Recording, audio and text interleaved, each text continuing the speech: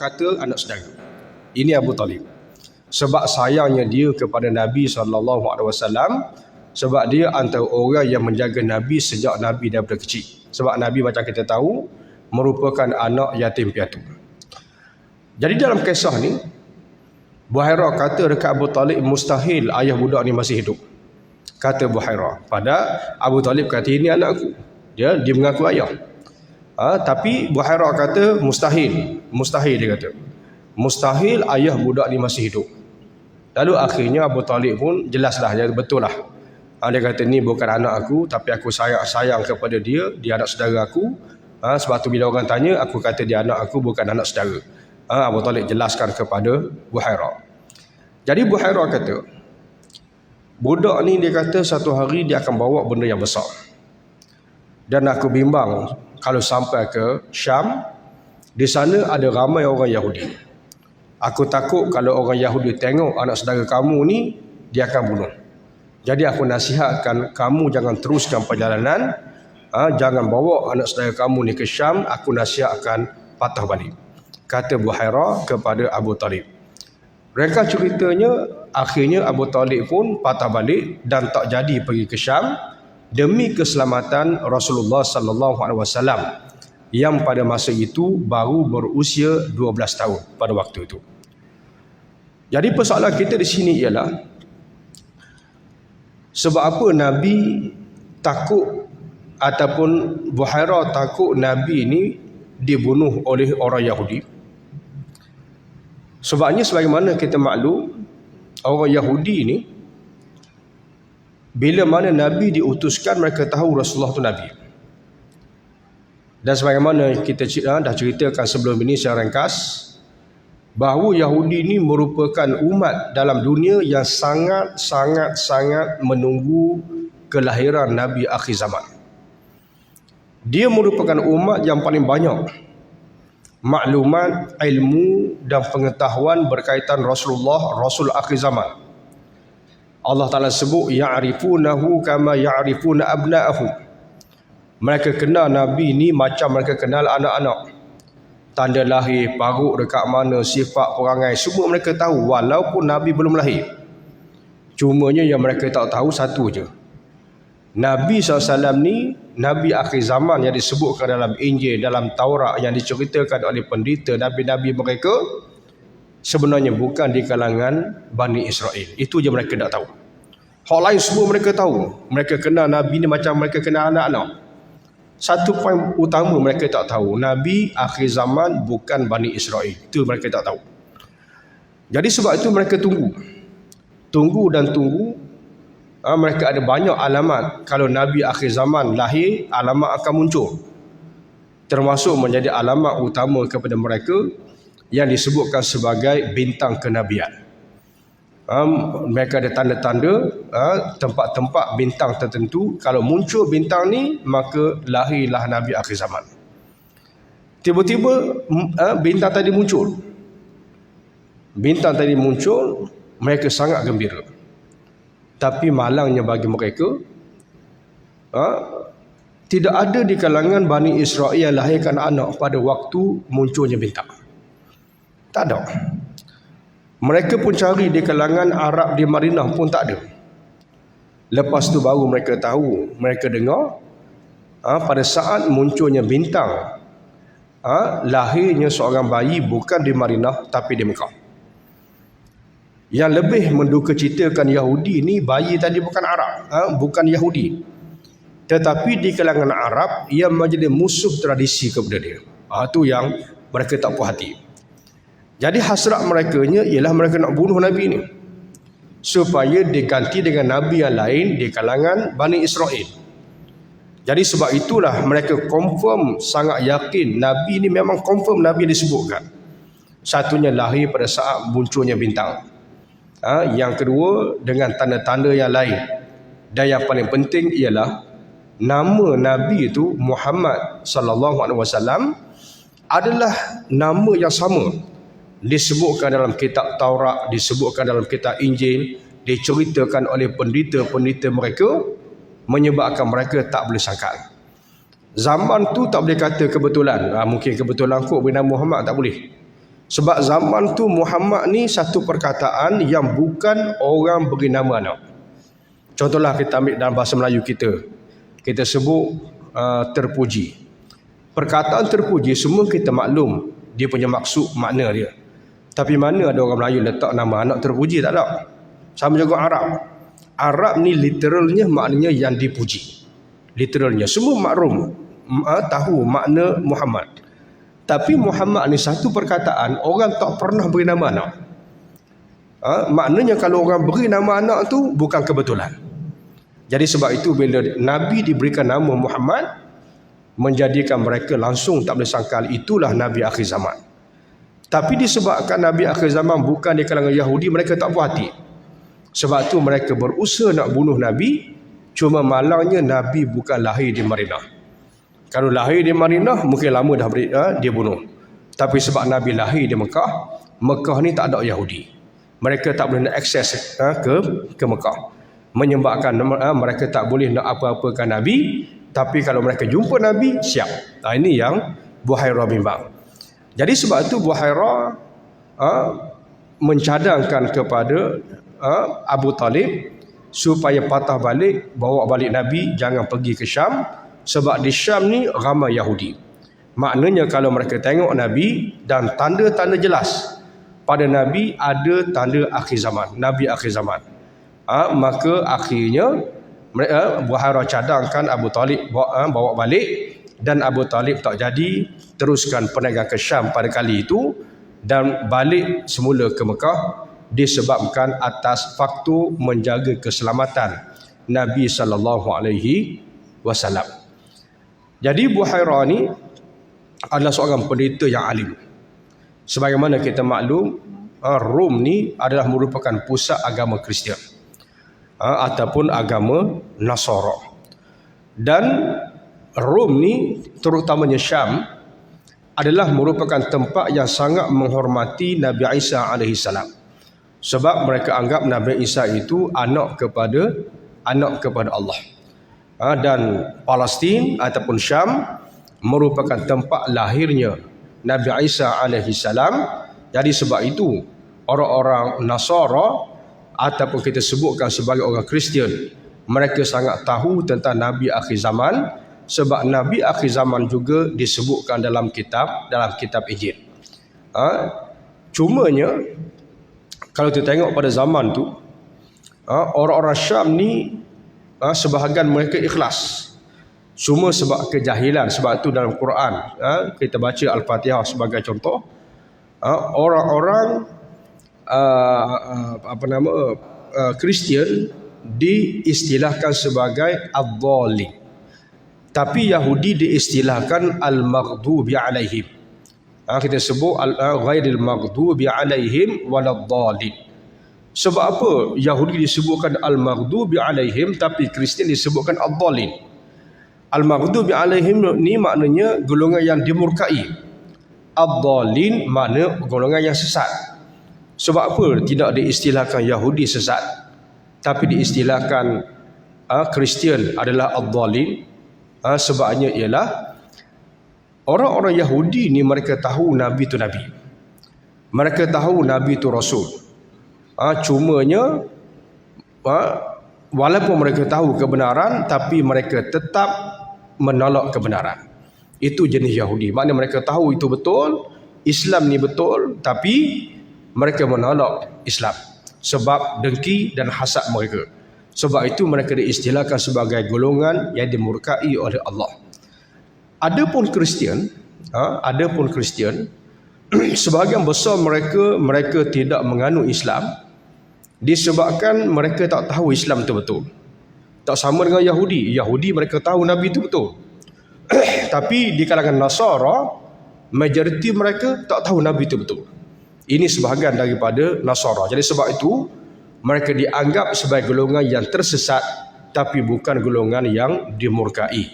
Sebab itu dalam Al-Quran Allah Ta'ala sebut dalam satu ayat, وَلَتَجِدَنَّ أَقْرَبَهُمْ مَوَدَّةً لِلَّذِينَ آمَنُوا alladzina qalu inna nasara. Orang yang paling dekat dengan kamu wahai umat Islam ialah satu kumpulan yang mendakwa kami adalah Nasara. Ini disebutkan dalam Quran. Yang paling memusuhi kamu ialah orang musyrikin dan orang Yahudi. Dan orang yang paling dekat dengan kamu dari segi kasih sayang, kata Allah, ialah sebahagian yang mengaku kami adalah Nasara. Sebab apa? Dzalika bi anna minhum qissisin wa ruhbanan wa annahum la yastakbirun. Dan sebab di kalangan mereka itu ada golongan pendeta. Ada di kalangan mereka itu golongan ruhban, maknanya golongan ahli ibadat. Yang mana mereka itu, kata Allah, mereka itu bukan golongan yang takabur.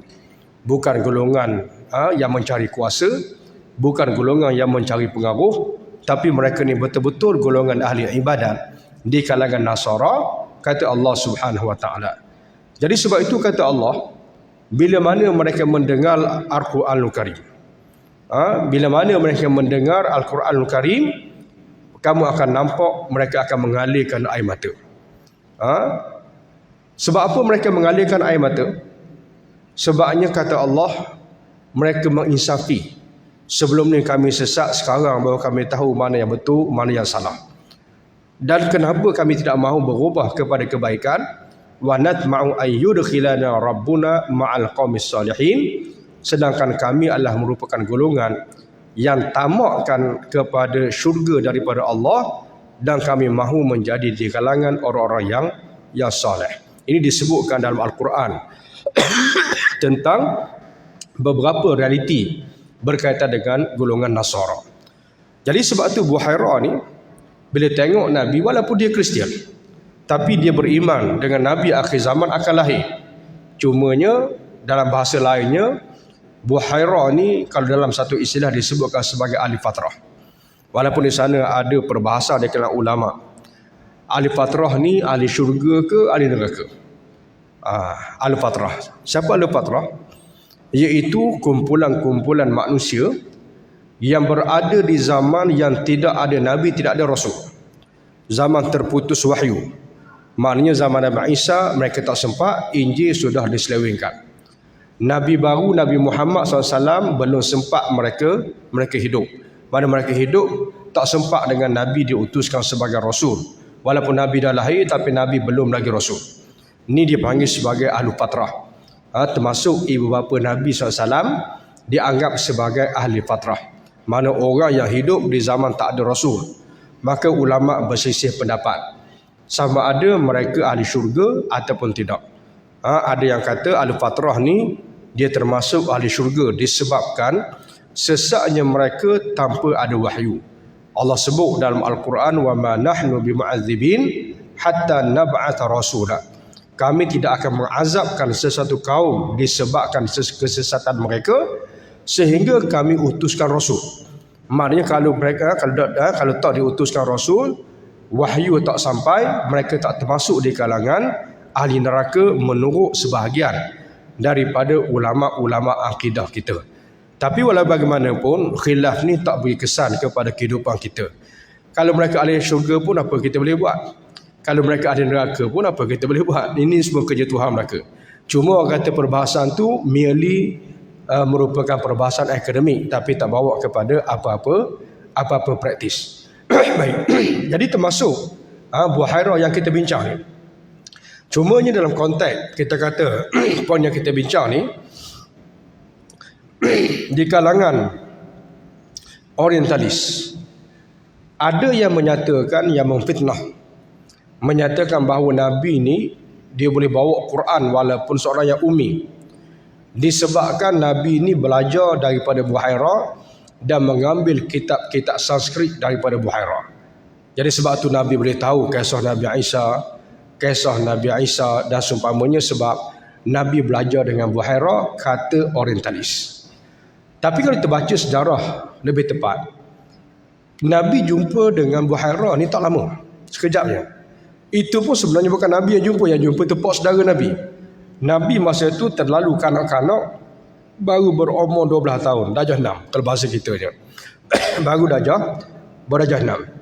Yang keduanya, kalau nak kata Nabi belajar daripada Buhairah dalam masa singkat dan melalui cara Buhairah beri kitab, sangat mustahil. Sebab mustahil, Sebabnya Nabi ni semua masyarakat tahu dia merupakan seorang yang ummi, membaca pun tak boleh, menulis pun tak boleh. Jadi macam mana Nabi nak baca kitab yang diberikan oleh Buhairah? Mana ini adalah merupakan satu perkara yang sangat tidak masuk akal bagi mereka-mereka yang mengenali Nabi sallallahu alaihi wasallam secara lebih dekat. Ini kalau kita tengok antara apa yang penting di sebalik pertemuan Buhairah dengan Nabi SAW sewaktu baginda ikut Abu Talib berniaga ke Syam. Poin yang keduanya ialah waktu remaja Nabi SAW, Nabi ni walaupun waktu remaja belum lagi Rasul, belum lagi terima wahyu, belum lagi terima amanah. Nabi terima wahyu yang pertama waktu umur 40 tahun. Maknanya masa ni umur remaja belasan tahun, Nabi belum terima wahyu. Walaupun Nabi belum terima wahyu, tapi Allah menjaga Nabi. Antara yang pertamanya ialah diriwayatkan Nabi cerita dua kali. Baginda berhasrat untuk pergi ke pesta. Baginda berhasrat untuk pergi ke pesta. Kali yang pertama Nabi menceritakan mafhumnya, aku tidak pernah teringat hendak melakukan seperti mana yang dilakukan oleh sebahagian besar orang-orang jahiliah, kecuali dua kali, tetapi dielak dan dijauhkan oleh Allah Subhanahu Wa Taala. Selepas itu aku tidak ingat lagi sehinggalah aku diutuskan. Maknanya Nabi kata, sewaktu aku umur remaja, sehingga aku kata Nabi SAW dua kali sahaja aku ada keinginan sebagaimana orang-orang muda lain untuk berhibur. Pada waktu itu Nabi kata, aku bekerja sebagai pengembala kambing. Bekerja sebagai pengembala kambing. Jadi kalau tuan-tuan tengok, orang-orang dululah, bukan kata orang dulu, zaman dulu tu, zaman kadang-kadang datuk nenek nombor yang kita pun bukan jauh pun, biasanya mereka bekerja cari pengalaman, asah bakat, bukan umur 20 tahun, tapi biasa umur belasan tahun. Kalau nak berniaga pun bermula umur belasan tahun. Kalau nak mengkaji dalam sesuatu bidang dan minat, contohnya Al-Khawarizmi, dia mula mengkaji bintang, kalau bahasa kita sebut kerjaya lah, waktu umur dia 15 ataupun 16 tahun. Nabi ini mula menggembala kambing, bekerja pada umur belasan tahun. Jadi waktu Nabi kata, dulu aku pernah bekerja menggembala kambing dengan mengambil upah berapa kerak. Dan satu hari waktu aku bela kambing, sedang jaga kambing orang, tiba-tiba ada keinginan nak pergi pesta. Keinginan nak pergi pesta. Jadi aku pun kata Nabi SAW, aku minta seorang pemuda lain untuk agar tolong melihatkan ataupun menjaga kambing ternakanku, sementara aku hendak pergi melihat-lihat di kota Mekah. Pemuda itu sanggup menunaikan harapanku, dan aku pun keluar sehingga akhirnya sampai ke rumah pertama di kota Mekah, dan aku mendengar permainan. Lantas aku pun bertanya, apakah bunyi-bunyian itu? Orang memberitahuku bahawa itulah keramaian dan pesta. Aku pun duduk hendak mendengar, tetapi Tuhan, yakni Allah, telah menulikan tidak dapat mendengar sejurus telingaku, menyebabkan aku terlena dan terjaga semula bila sinaran cahaya matahari memancar ke mukaku. Aku pulang serta-merta menemui sahabatku tadi. Beliau bertanya bagaimana halnya dengan diriku semalam. Aku menceritakan apa yang telah sebenarnya berlaku, dan di satu malam yang lain sekali lagi aku meminta supaya membenarkan aku keluar seperti dahulu. Tetapi sebaik saja aku sampai ke Mekah, terus berlaku perkara yang sama seperti dahulu ke atasku. Selepas itu aku tidak mencuba lagi. Jadi Nabi cerita, dia minta kawan dia tolong tengokkan kambing dia. Ini menunjukkan amanah. Ada setengah orang ni ikat-ikat kambing tinggal aje lah. Tapi tak, Nabi tak tinggal macam tu. Waktu dia nak tinggalkan kambing, dia minta ada orang lain tolong gantikan dia, tolong tengokkan kambing. Nabi pun tinggal. Jadi bila tinggal ni tujuannya Nabi nak pergi tengok orang orang pesta. Nak pergi tengok orang berpesta. Jadi sampai saja di Mekah, kalau kita tengok negara Arab ni ataupun Mekah, tempat bela kambing ni, kalau tuan-tuan pernah pergi Mekah, ni bahagian atas bukit tu. Kalau sekarang ni orang panggil Bukit Jihad. Kalau tuan pergi atas tu macam satu negara lain pula atas bukit tu. Dia kawasan lapang, atas pegunungan. Tu tempat orang bela kambing, jauh daripada pekan, jauh daripada bandar. Jadi Nabi ni bela kambing kat sana. Jadi Nabi minta kawan dia tengok kambing, dia pun pergi ke Mekah untuk nak tengok pesta. Sampai di rumah yang pertama, Nabi dengar dah muzik. Lalu Nabi tanya bunyi apa tu? Orang situ pun beritahu, itulah pesta. Lepas tu Nabi kata aku tak dengar apa-apa dah. Macam telinga jadi tuli. Bukan setakat tak dengar, terus mengantuk tidur. Tidur sampai pagi, sampai naik matahari. Jangan pula kata Nabi tak sembahyang subuh ni. Ni masa ni belum lagi ada syariat solat subuh ni. Sewaktu ni Nabi belum lagi diutuskan sebagai Rasul. Jadi Nabi tertidur sampai pagi. Kemudian balik, jumpa kawan dia hok tolong jaga kambing tadi. Kawan dia tanya, Nabi kata tak sempat sampai tempat pesta, tidur dulu. Kali yang kedua pergi pula, berlaku benda yang sama. Akhirnya Nabi ditidurkan oleh Allah sampai pagi. Selepas kali yang kedua berlaku, kali yang ketiga Nabi tak ada hati dah nak pergi. Menyebabkan akhirnya Nabi tak pernah, walaupun belum lagi terima wahyu dari segi hukum hakam, tapi pada waktu itu Allah telah menjaga Nabi SAW. Ini antara pengajaran penting ataupun hikmah penting. Sebab kalaulah katakan contoh Nabi pergi ke pesta, nanti ada orang boleh buat argument tu Nabi pun pergi dan tidak ada pun ayat yang menasahkan sebagai contoh. Sebab sebahagian daripada perkara ini boleh kita sebutkan sebagai hasanatul abrar, sayyiatul muqarrabin. Cuma macam bab pesta ni, kalau tidak mengandungi hukum ataupun unsur-unsur haram, maka hukumnya tidak haram. Tapi kalau ada unsur-unsur haram seperti kebudayaan yang berkait dengan kepercayaan agama, maka hukumnya adalah haram orang Islam menyertai.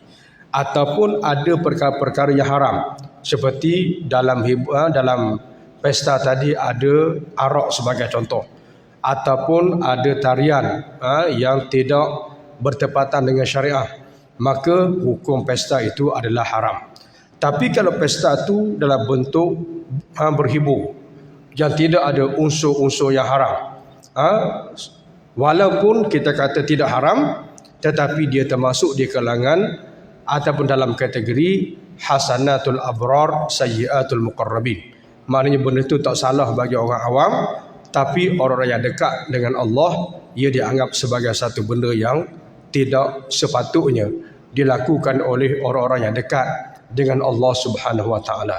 Jadi termasuk dalam kisah yang kita bincang pada malam ni, maknanya pesta tadi tidak ada satu info yang jelas adakah mengandungi unsur-unsur haram ataupun tidak. Cuma disebutkan secara umum bahawa itu pesta hiburan.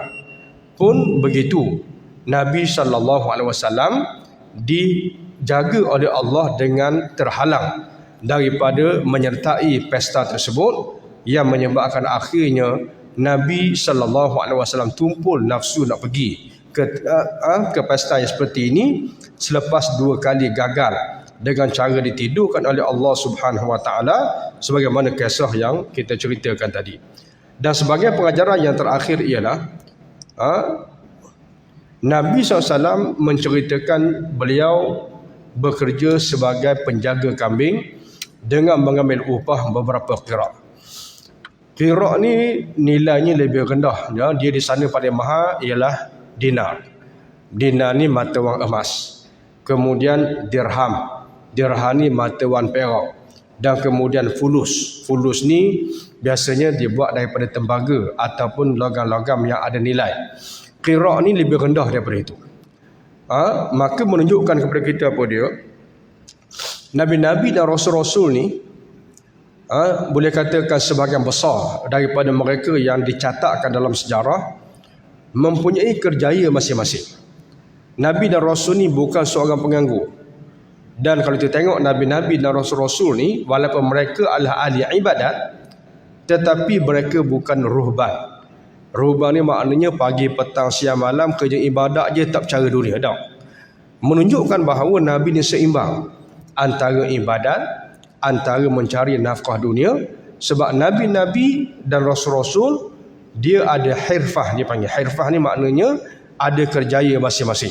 Contoh yang jelas yang kita baca ni antaranya ialah Nabi SAW adalah merupakan pengembala kambing, dan selepas daripada itu kita akan baca Nabi SAW juga adalah merupakan akhirnya salah seorang di antara peniaga yang bawa barang-barang orang Mekah sebagai amanah untuk diniagakan di Syam. Hasil itu dibeli barang-barang daripada Syam, dijual atas nama wakil daripada tuan-tuannya di Mekah, dijual kepada orang-orang Mekah. Ini antara kerjaya Nabi SAW sebelum diangkat menjadi Rasul. Termasuk Nabi Daud. Nabi Daud ni antaranya ialah sebagai seorang tukang besi.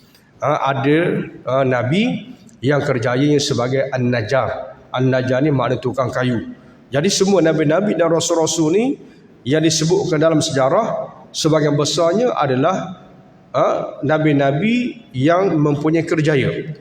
Menunjukkan kepada kita bahawa kehidupan ini adalah merupakan kehidupan yang perlu seimbang antara tanggungjawab, antara ibadat dan juga antara ibadah, sebagaimana yang kita lihat Nabi SAW dalam kisah yang kita bincangkan. Jadi insya-Allah pada masa akan datang kita masuk muka surat yang ke-65, pengajaran dan juga renungan. Jadi saya rasa masa pun tak izinkan. Terima kasih kepada semua. Kita sama-sama akhiri kuliah kita dengan membaca kafaratul majlis dan suratul asr. Subhanakallahumma asyhadu an la ilaha Subhanakallahumma asyhadu an la ilaha wa la insan fi khus ila allazim as-salihat wa tawasaw bil haqqi wa tawasaw bis sabr. A'udzu billahi minasyaitonir rajim. Bismillahirrahmanirrahim.